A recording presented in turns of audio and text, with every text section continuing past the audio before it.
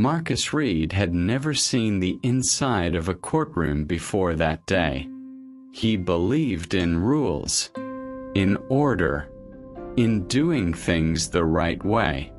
He worked construction, paid his bills, came home tired but honest. When the police knocked on his door at 6:12 a.m., he thought they had the wrong house. Marcus Reed. Yes. You're under arrest for murder. The words didn't make sense.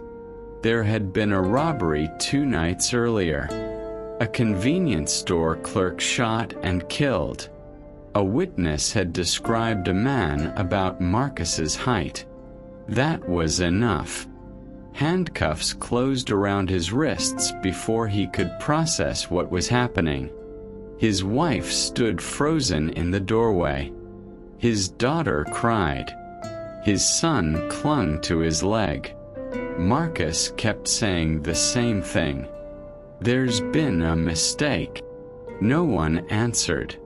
The trial moved fast. Too fast. A public defender who barely looked at him. A witness who pointed at him with shaking hands.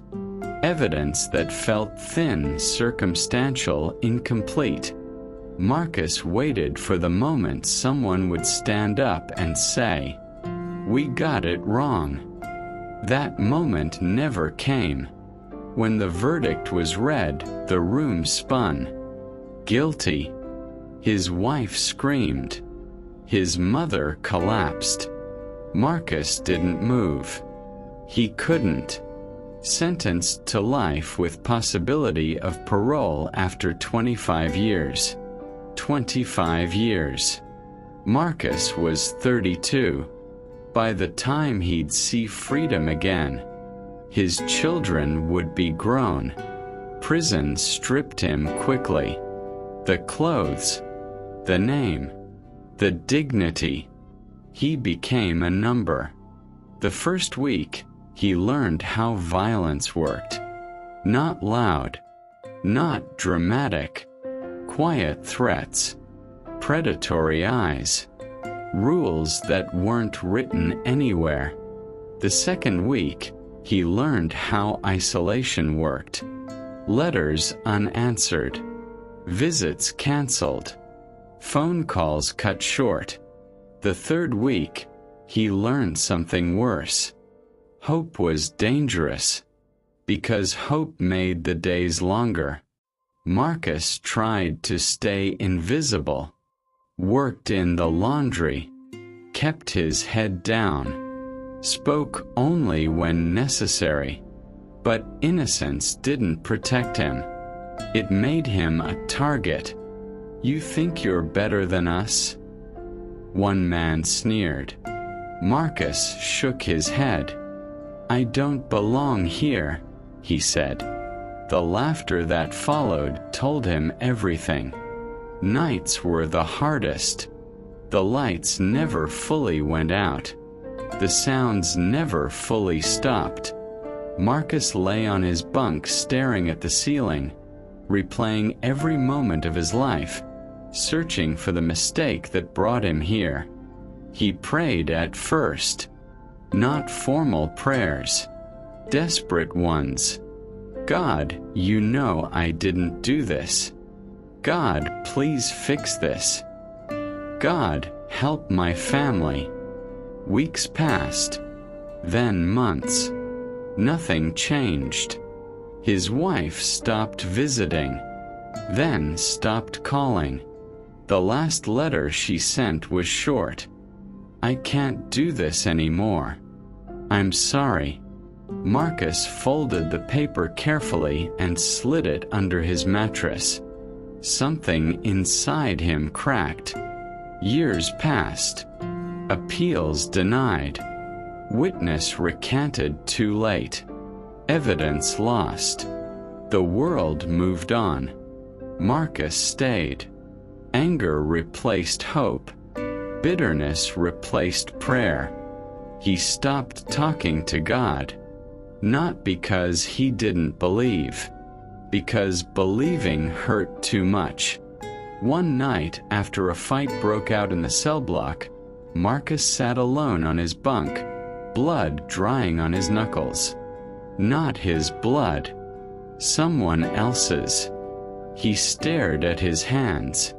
"This is who I am now," he muttered. "A man shaped by a crime he didn't commit. A criminal without a choice." And for the first time since his arrest, a terrifying thought entered his mind.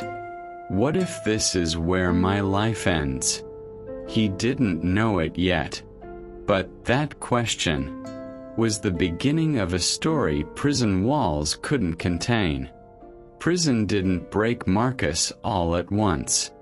It chipped away at him slowly, day by day, rule by rule, humiliation by humiliation. Mornings started before the sun.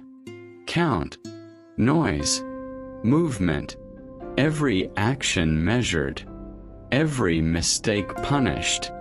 Marcus learned quickly that time moved differently behind bars. Minutes crawled, years blurred. He marked the wall at first, one line for every week, then every month. After the first year, he stopped. Watching time pass like that felt like torture. Violence was always close. Sometimes it exploded without warning. Other times it simmered, thick and quiet. Marcus saw men stabbed over borrowed items, beaten over glances, broken over nothing at all.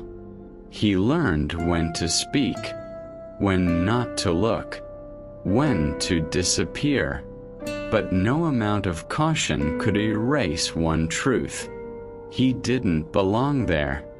And everyone knew it. The guards saw it. The inmates smelled it. Innocence made him weak. One afternoon in the yard, a man blocked his path. "You still pretending you didn't do it?" the man asked, smirking. Marcus didn't answer. The man shoved him. Hard. Marcus stumbled but stayed on his feet. "You think the system just made a mistake?" The man laughed. "That's cute." Something snapped. Years of swallowed rage rose to the surface. Marcus swung. The fight was short, messy, inevitable. Marcus lost. When it was over, he sat in solitary confinement with a split lip and bruised ribs, alone in a concrete box. No sound, no clock, no window, just his thoughts. That was when the anger came. Not loud anger, cold anger. Anger at the system, at the witness, at the jury, at God. "If you're real," he whispered into the darkness, "then you abandoned me." The words felt dangerous, but honest. He repeated them, again and again. No answer came. Letters from home grew fewer. His son stopped writing first, then his daughter. Marcus understood. Children grow. Pain changes people. Still, the silence hurt. On his bunk one night, Marcus pressed his face into his pillow and screamed without sound. He wasn't just losing years. He was losing himself. By year 7, Marcus stopped saying he was innocent. Not because he wasn't, but because saying it made things worse. It painted a target on his back. So he adapted, learned prison routines, learned who controlled what, learned how to survive without becoming completely hardened. But survival came at a cost. He laughed less, trusted no one, felt nothing most days. That numbness scared him more than the violence. One evening during dinner, an older inmate sat across from him. Gray hair, calm eyes, different posture. "You're quiet," the man said. Marcus shrugged. "Talking doesn't change anything." The man nodded. "You're right. But listening might." Marcus scoffed. "To what?" "To hope," the man said softly. Marcus almost laughed. "There's no hope in here." The man smiled faintly. "That's what I thought too, until I met Jesus in this place." Marcus stiffened. "Don't start," he muttered. The man didn't push. "I'll be here," he said, "if you ever want to talk." Marcus watched him walk away. He told himself he didn't care. But later that night, lying on his bunk, the words echoed in his head. "Met Jesus in this place." He didn't believe it. Couldn't. Because if Jesus existed in prison, then Marcus would have to face the possibility that he wasn't abandoned after all. And that possibility terrified him. Weeks passed. Marcus saw the older man around. Always calm. Always steady. Never involved in fights. Never desperate. Something about that unsettled Marcus. One night after lights out, Marcus whispered across the darkness, "Hey." The older man answered quietly, "Yeah. How do you sleep in a place like this?" There was a pause. "I don't sleep because it's safe," the man replied. "I sleep because I'm not alone." Marcus stared at the ceiling. That sentence landed somewhere deep. He didn't respond. But for the first time in years, he didn't feel entirely invisible. And something dangerous stirred inside him again. Not anger. Not bitterness. A question. What if hope didn't die here? What if it was just waiting? Hope came back slowly, and that made everything worse. Marcus started noticing the older man more often. How he spoke calmly, even when others shouted. How he didn't rush, didn't flinch. It didn't make sense. No one survived prison like that. Not without becoming hard. Marcus tried to ignore him. But one night, after another fight broke out on the tier, Marcus couldn't shake the tension in his chest. He sat on his bunk, fists clenched, jaw tight. "You ever regret believing?" Marcus whispered into the darkness. The older man didn't answer right away. "Yes," he said finally. "Every day. And every day I choose it again." Marcus turned his head. "Why?" "Because believing is the only thing that kept me human in here." Those words cut deeper than Marcus expected. The pressure inside Marcus began to build. Anger without release. Grief without comfort. Years without justice. He stopped sleeping. When he did sleep, he dreamed of courtrooms and locked doors. Of his children calling his name from the other side of glass. One morning, during count, Marcus felt his knees buckle. His vision narrowed. The noise blurred. A panic attack. He had seen others have them. Never thought he would. He slid down the wall, breathing sharp and shallow, chest burning. Guards yelled. Men laughed. "Get up," someone barked. Marcus couldn't. The older man knelt beside him, speaking low. "Breathe. Look at me. In. Out." Slowly, painfully, Marcus followed. The moment passed, but the humiliation didn't. That night, Marcus broke. Not in rage. In exhaustion.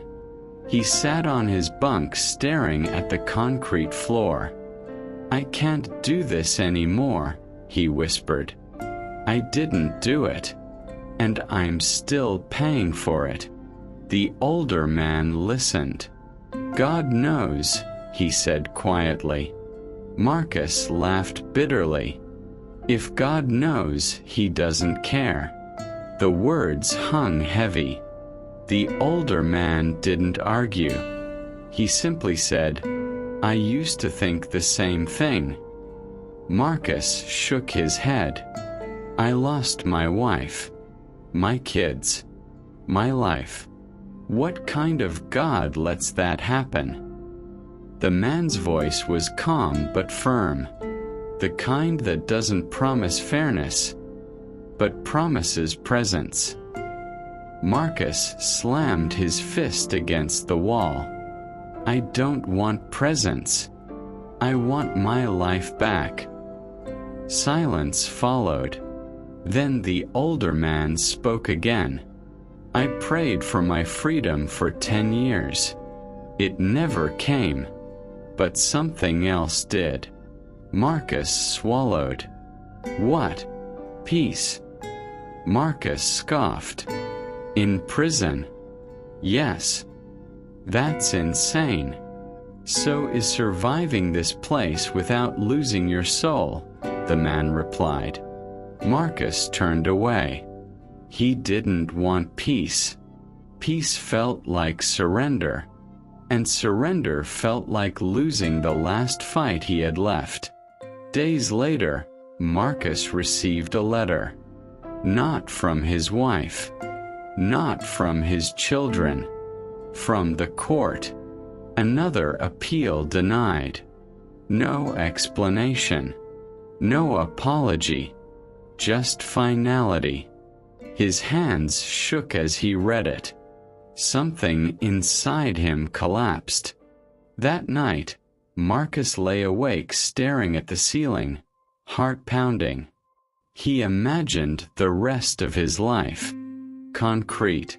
Steel. Numbers. Decades. He pressed his hands over his face. "I can't survive this," he whispered. The older man heard him. "You don't have to survive alone." Marcus snapped. "Stop saying that." Silence. Then, quietly, "You can hate God if you want," the man said. "But don't shut him out before he speaks." Marcus rolled onto his side, facing the wall. He wanted to scream. Instead, tears soaked into his pillow. Tears he hadn't allowed himself in years. The breaking point came weeks later. A younger inmate was attacked in the showers. Badly. Marcus witnessed it. He stood frozen, heart racing, knowing he couldn't help without becoming the next target. The screams echoed. Guards arrived too late. That night, Marcus sat shaking on his bunk. "I'm becoming like them," he whispered. The older man placed a hand on the edge of the bunk. "No," he said. "You're still fighting it. That means there's still light in you." Marcus looked up, eyes red. "How do you know?" "Because darkness doesn't bother asking that question." Marcus stared at the floor. For the first time, the thought wasn't about freedom. It was about survival of something deeper. His humanity. His soul. And in that moment, broken, exhausted, stripped of illusions, Marcus whispered a sentence he had avoided for years. "God, if you're still there, I don't know how much longer I can do this." The words scared him, because once spoken, they couldn't be taken back. And something inside him stirred. Not relief, not answers, but the unsettling feeling that maybe someone had been listening all along. Marcus didn't expect anything to change after that prayer. He had prayed before, asked for justice, begged for freedom, cried for answers. Nothing ever happened. So when he whispered those words into the dark, he wasn't expecting comfort. He was just tired of carrying everything alone. The next morning, the older man slid something across the metal table in the dining hall. A small, worn Bible. Marcus stared at it. "I don't read that," he muttered. The man shrugged. "I didn't either," he said, "until it read me." Marcus almost laughed. "That thing won't change where we are." The man nodded calmly. "No, but it can change who you are while you're here." Marcus hesitated, then took it. Not because he believed, because he had nothing left to lose. That night, Marcus sat on his bunk and opened the Bible randomly. Thin pages, small print. He didn't know where to start. His eyes landed on a verse that felt impossible. "Come to me, all who are weary and burdened, and I will give you rest." Rest. The word felt foreign. Marcus read it again, and again. He closed the book slowly. "That can't be for people like me," he whispered. The older man spoke from the shadows. "It's especially for people like you." Marcus swallowed. "I'm angry," he admitted. "At God. At everything." "That's okay," the man said. "Jesus can handle honesty." Marcus clenched his jaw. "I don't forgive him." The man nodded. "Then don't pretend you do. Just tell him." Over the next days, Marcus read in secret. Not whole chapters. Just fragments. Stories of prisoners, of injustice, of men accused falsely, of Jesus standing silent while lies condemned him. That unsettled Marcus. "He didn't fight it," Marcus muttered one night. The older man answered softly, "No, he trusted God with the outcome." Marcus slammed the Bible shut. "That's weak." "No," the man replied. "That's strength you can't fake." Marcus didn't respond, but the words stayed. One night after lights out, Marcus sat trembling on his bunk. Memories flooded back. The trial, the verdict, his wife's scream. His chest tightened until breathing hurt. He pressed the Bible to his chest like an anchor. "I don't understand this," he whispered. The room was silent. Then he spoke again, voice cracking. "But if you went through injustice too, then you know what this feels like." Something shifted.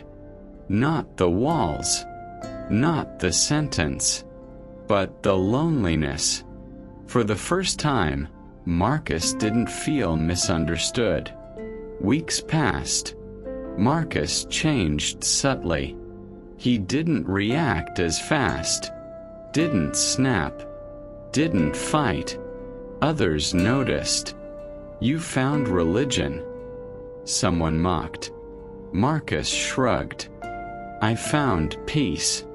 The words surprised him. But they were true.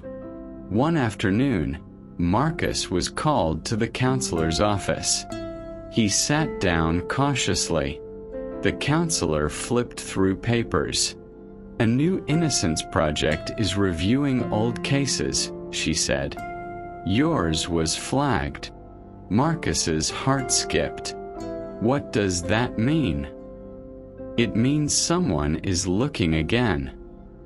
For years, Marcus had begged for this moment. Now that it was here, he felt strangely calm, not hopeful, grounded. That night, Marcus sat quietly, Bible open on his lap. "What if nothing happens?" he whispered. The older man answered, "Then God will still be enough." Marcus nodded slowly. He didn't fully understand it. But for the first time in years, his life wasn't defined solely by bars and numbers. It was being shaped by something deeper, something eternal. Marcus closed his eyes. "Jesus, I don't know where this ends, but I trust you with today." The words didn't set him free, but they set something else free inside him. And that was the beginning of a transformation prison could not stop. The call didn't come right away. Days passed, then weeks. Marcus tried not to think about the Innocence Project reviewing his case. Expectation was dangerous. It built you up just enough to break you again. So he focused on what he could control. The mornings, the routines, the quiet moments with the Bible open on his bunk. He wasn't reading to escape anymore. He was reading to survive. One evening in the yard, a familiar voice cut through the noise. "You look different." Marcus turned. A man he'd avoided for years stood there, studying him. "Different how?" Marcus asked. "Calmer," the man said. "Like you stopped fighting everything." Marcus considered that. "I stopped fighting alone," he replied. The man scoffed. "Good luck with that." Marcus didn't respond. He had learned something important. Not every comment deserved an answer. The letter arrived on a Thursday. Marcus recognized the envelope immediately. Official. Heavy. His hands trembled as he opened it. The words blurred at first. "Case under review." "Witness testimony inconsistent." "New evidence requested." Marcus sat down slowly. For years, letters like this had meant nothing. This one felt different. Not because it promised freedom, but because it acknowledged doubt. Someone was finally asking questions. That night, Marcus didn't celebrate. He knelt beside his bunk, palms resting on the concrete floor. "Jesus, I don't know what this means," he whispered. "But thank you for seeing me, even here." The older man watched quietly from his bunk. "You ready for your faith to be tested?" he asked. Marcus nodded. "I think it already has been." The man smiled faintly. "It's about to be tested in a new way." The prison felt different once the review began. Not kinder, not safer, but sharper. Guards watched him more closely. Other inmates whispered, "You think you're getting out? Don't get your hopes up." Marcus felt the pressure. The old fear tried to crawl back in. But something had changed. He didn't spiral. He prayed, not for release, for strength. Months passed. Interviews, paperwork, silence. Then one afternoon, Marcus was escorted to a small visitation room. Two unfamiliar people waited inside. A woman with tired eyes and a stack of files. A man with a laptop open in front of him. "We're from the Innocence Project," the woman said. "We believe you were wrongfully convicted." Marcus's throat closed. They explained the timeline, the flawed witness statement, the evidence that never should have been admitted. "We can't promise outcomes," she said carefully. "But we're going to fight." Fight. That word stirred something deep inside him. After they left, Marcus sat alone, heart pounding. For the first time in years, the future wasn't just a blank wall. It was uncertain, and uncertainty was terrifying. That night, the doubts returned. What if this fails too? What if hope hurts more than prison ever did? Marcus pressed his back against the wall and slid down until he was sitting on the floor. "I'm scared," he whispered. The older man spoke softly. "So was Jesus in the garden." Marcus looked up. "He asked if the cup could pass," the man continued. "But he trusted God anyway." Marcus nodded slowly. "I don't know if I'm strong enough." "You're not," the man replied. "But he is." The test came sooner than expected. Another appeal hearing. Marcus stood in shackles again, heart racing. The prosecutor spoke confidently. The defense laid out new facts. Marcus listened in silence. When the judge announced a delay, not a decision, disappointment washed over him. More waiting. More uncertainty. More nights in a cell. Back in prison, Marcus sat quietly on his bunk. No anger. No collapse. Just resolve. "I'll trust you anyway," he whispered. "Whatever happens."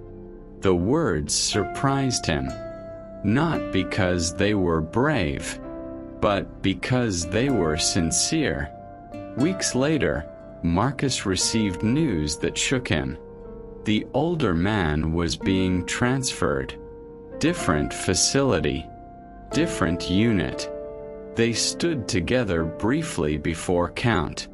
"You ready to walk this without me?" the man asked. Marcus swallowed. "You were the first person who didn't see me as a number." The man smiled. "Jesus did that first. I just pointed you to him." They shook hands. And for the first time since prison began, Marcus felt loss, without bitterness. That night, alone on his bunk, Marcus opened the Bible again. His eyes landed on a line he had underlined weeks earlier. What the enemy meant for evil, God meant for good. Marcus closed his eyes. He didn't know how this story would end, but he knew something with certainty now. Even if the prison doors never opened, his heart already had. The call came early in the morning. Marcus was halfway through folding laundry when a guard stopped behind him. "Read. Pack your things." Those words had meant punishment most of his life. This time, they didn't. Marcus felt his knees weaken. "Why?" he asked quietly. "You've got court. No explanation. No hint. Just movement. The courtroom felt smaller than he remembered. Same wooden benches.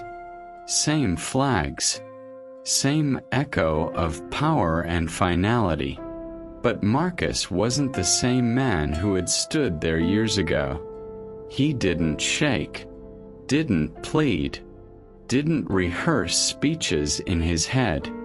He stood quietly as the judge read from a stack of papers. New evidence. Witness testimony discredited. Procedural failures. The words blurred together. Then one sentence cut through everything. The conviction is hereby vacated. Vacated. Marcus didn't move. Didn't breathe. The judge continued. You are free to go. Free. The word felt unreal. The room erupted in sound. Gasps, whispers, movement. Marcus stayed still. Tears filled his eyes, but he didn't wipe them away. For years, freedom had been his prayer. Now that it was here, he felt something deeper than relief. Gratitude. Outside the courthouse, sunlight hit his face in a way he had forgotten existed. Not filtered through bars. Not muted by concrete. Real. His daughter stood a few steps away. Older now. Stronger. Cautious. Marcus hesitated. I don't know what to say, he admitted. She swallowed. Neither do I. They stood there awkwardly, years of absence hanging between them. Then she stepped forward and hugged him. Just once. Just long enough. I'm glad you're free, she whispered. That was enough. Freedom wasn't easy. The world had moved on without him. Technology. People. Rhythms of life. Marcus slept on a mattress on the floor of a small apartment. He woke up at night sometimes, panicked, expecting count. But now, when he opened his eyes, there were no bars.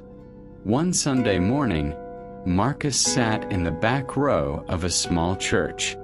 Nothing fancy. No performance. Just people. A pastor spoke simply about redemption, about men who were broken and found mercy they didn't deserve. Marcus listened quietly. At the end, he didn't rush forward. He stayed seated, head bowed. Jesus, you found me when I was buried alive, he whispered. I'm yours. No audience. No applause. Just surrender. Months later, Marcus returned to the prison. Not as an inmate, as a visitor. He sat across from a man whose eyes looked exactly like his once did. They say you were innocent, the man muttered. Marcus nodded. They also say you found God in here. Marcus smiled gently. I didn't find him, he said. He was already here. The man looked away. How do you survive this place? Marcus leaned forward. You let Jesus carry what you can't.